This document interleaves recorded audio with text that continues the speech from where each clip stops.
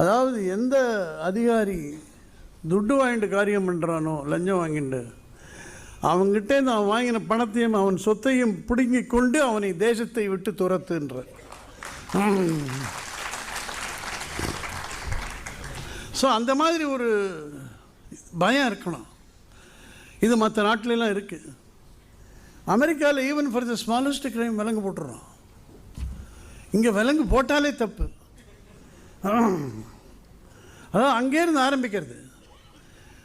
ஒரு டிராஃபிக் கிரைம்னா விட்டுற மாட்டான், துரத்திட்டு போய் பிடிச்சி அவனை பனிஷ் பண்ணுவான்.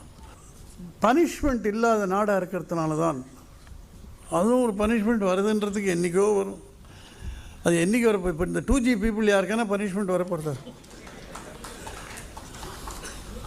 டிஎம்கே திரும்பி வரக்கூடாது.